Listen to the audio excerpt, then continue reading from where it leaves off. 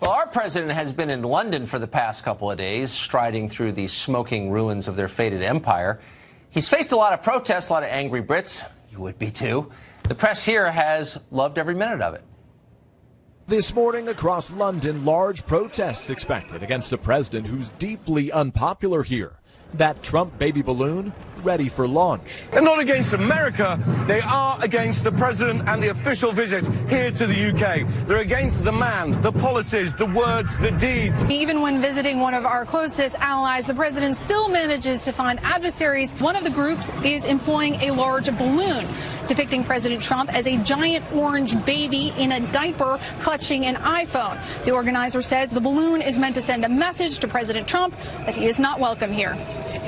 Paula Reed in London for us. Paula, thank you. Who could forget the balloon? I think they had it last year as well. Laura Ingraham hosts the Ingraham Angle, of course, 10 Eastern here on Fox, and she is in London right now, where it's about 1 in the morning. She's ventured into those protests. She took this footage herself. Watch. Hopefully out of this, people will realize in America that he's a misogynist. I don't think somebody who is so much of a racist and a misogynist should be given so much power.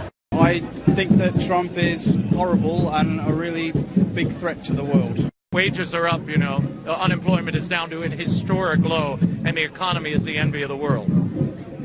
I wouldn't entirely agree with that. Sad people in a sad country. One non-sad person, though, in London is Laura Ingraham, who joins us live from there tonight. Laura, what's it like? Well, the protests were kind of a letdown. I mean, I'm glad you started, Tucker, with the Trump baby balloon, because that's about all they really have. They kind of had a Trump on the toilet saying things like, you know, where's my cell phone and fake news. But that was just kind of funny. But the crowds weren't what they were last year when Trump was here, where it was just massive. I mean, it was maybe, we're guessing maybe 10,000 people, maybe 5,000 people. But the strange thing about it is that there was not really a substantive criticism so much of Trump. And they just say, you know, racist, misogynist, he's a bad person kind of criticism.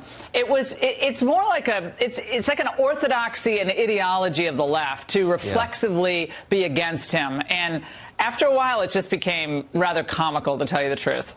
What, now, Sadiq Khan, who's the grotesque mayor of London, has been in a kind of almost direct spat with the president for the last couple of days. What has he been saying?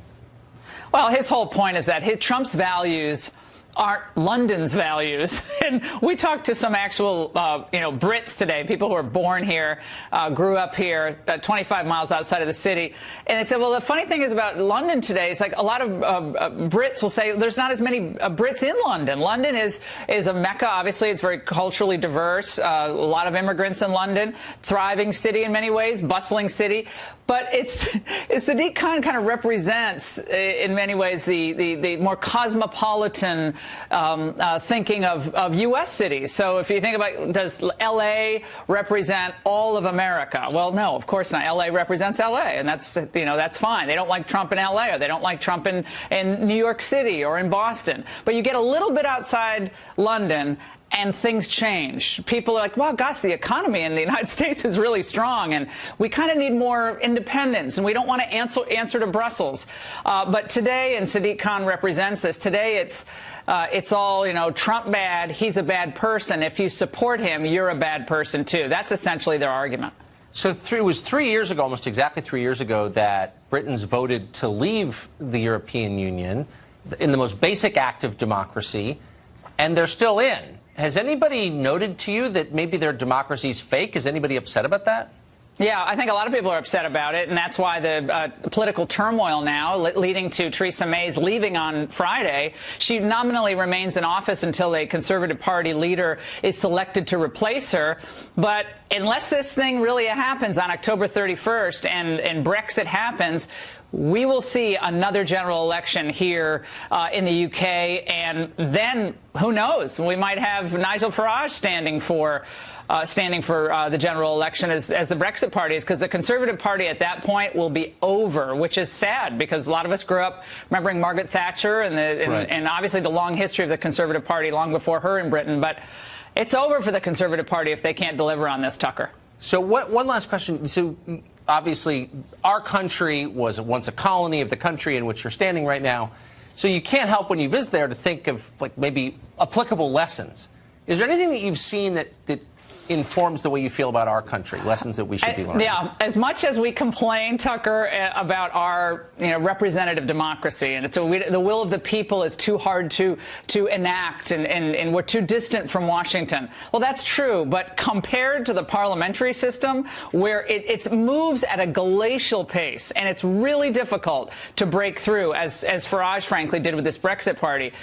Be glad that you're in the United States, where every 4 years you actually have a meaningful choice, and every 2 years you can choose your representatives locally, because they're having a heck of a time here, actually enacting the will of the people on a fundamental issue of independence and sovereignty.